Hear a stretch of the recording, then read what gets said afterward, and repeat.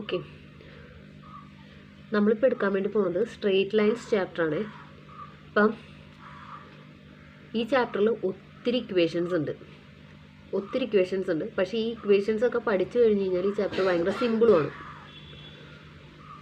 ഈ chapter first തുടങ്ങുന്നത് തന്നെ ഡിസ്റ്റൻസ് ഫോർമുല വെച്ചിട്ടാണ്. അപ്പോൾ ഡിസ്റ്റൻസ് ഫോർമുല, അതായത് 2 പോയിന്റുകൾ തന്നിട്ടുണ്ടെന്ന് വിചാരിക്കാം. 2 കോർഡിനേറ്റുകൾ തന്നിട്ടുണ്ട്, പോയിന്റുകൾ. അതായത് x1 y1 എന്ന് പറയുന്ന ഒരു പോയിന്റും x2 y2 എന്ന് പറയുന്ന വേറൊരു പോയിന്റും. ആ x1 y1 എന്ന് പറയുന്ന പോയിന്റിനെ നമ്മൾ p എന്നും വിളിച്ച്, x2 y2 എന്ന് പറയുന്ന പോയിന്റിനെ നമ്മൾ q എന്നും വിളിച്ച്.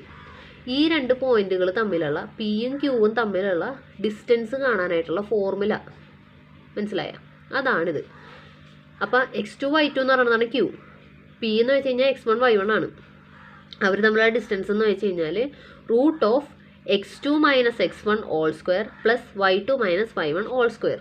ഇതാണ് ഡിസ്റ്റൻസ് ഫോർമുല. ഈ ചാപ്റ്റർ തുടങ്ങുന്നത് തന്നെ ഈ ഫോർമുല വെച്ചിട്ടാണ്. അപ്പോൾ നമുക്ക് 2 കോർഡിനേറ്റ്സ് തന്നിട്ടുണ്ടെന്നുണ്ടെങ്കിൽ, അല്ലെങ്കിൽ 2 പോയിന്റ് തന്നിട്ടുണ്ടെന്നുണ്ടെങ്കിൽ എങ്ങനെ ഡിസ്റ്റൻസ് കണ്ടുപിടിക്കാൻ പറ്റും എന്നുള്ളതാണ് നോക്കാൻ വേണ്ടി പോകുന്നത്. അപ്പോൾ ഒരു എക്സാമ്പിൾ കാണിച്ചു തരാം. Distance between 6 - 4 and 3 0.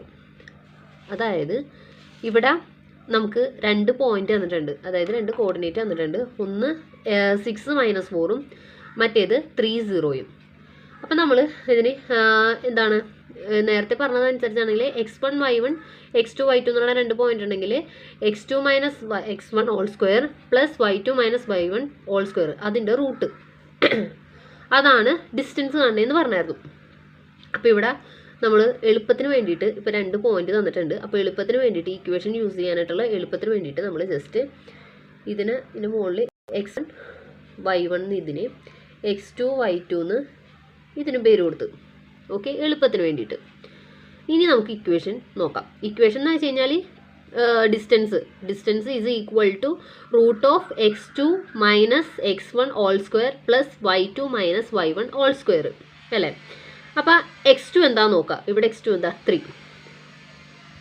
3 minus x1 എന്താ ഇവിടെ 6